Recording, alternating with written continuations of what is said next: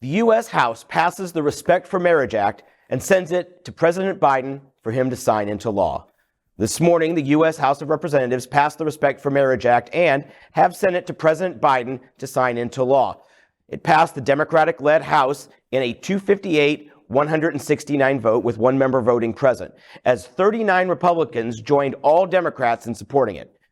In a Wednesday op-ed in the Washington Post, outgoing Speaker Nancy Pelosi wrote, quote, "Just as I began my career fighting for LGBTQ communities, I am overjoyed that one of the final bills I will sign as Speaker will be the Respect for Marriage Act, ensuring the federal government will never again stand in the way of marrying the person you love," end quote. In a statement issued this afternoon, President Biden said today, quote, "Today, Congress took a critical step to ensure that Americans have the right to marry the person they love. The House's bipartisan Respect for Marriage Act, by a significant margin, will give peace of mind to millions of LGBTQI plus and interracial couples who are now guaranteed the rights and protections to which they and their children are entitled. After the uncertainty caused by the Supreme Court's Dobbs decision, which restricted abortion in America, Congress has restored a measure of security to millions of marriages and families. They also provided hope and dignity to millions of young people across the country who can grow up knowing that their government will recognize and respect the families they build. On this day, Joe and I are thinking of the courageous couples and fiercely committed advocates who have fought for decades to secure nationwide marriage equality at the Supreme Court and in the Congress. While we are one step closer on our long journey to build a more perfect union, we must never stop fighting for full equality for LGBTQI plus Americans and all Americans." And, you know, I saw the signing ceremony. The president hasn't signed it yet, but part of the process is for the leader of the Senate and the Speaker of the House to sign it. And Nancy Pelosi has been in this game she's been the leader for 20 years. She's been here for 50 years. Yeah. She's jaded. She's over it.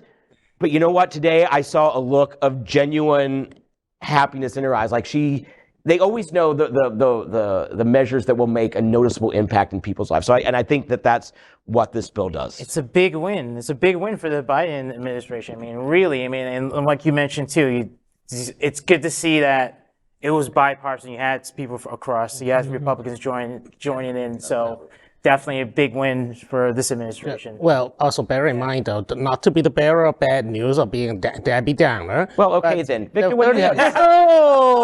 Shut you down. 39. Well, there were 39 Republican votes for this particular bill. An earlier version had 47. In other words, 8 Republican representatives got cold feet supporting the final version.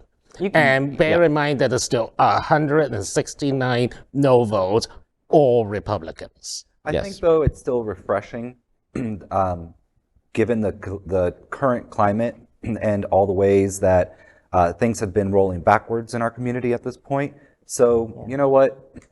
It's a step in the right direction, and I'm just thankful that those Republicans that did co-sign did so. Yeah. Applause to this particular current Congress. I love how you worded that. It's a breath of fresh air, and it's also a little bit comforting knowing that like other queer people now and in the future can get married, and there's still some sort of promise. And while things are still swinging back and forth, there's that little bit of like, yeah, we feel good about that. Yeah. So yeah, it's definitely a win. It is most definitely a win. We don't know when President Biden will schedule a signing ceremony. He says he hopes to do it quickly. I can't imagine him just doing it in his office as part of paperwork. I'm sure there'll be a thing.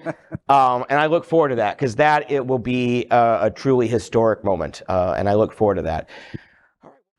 LGBTQ plus news is vital for our community and for the broader world as a whole.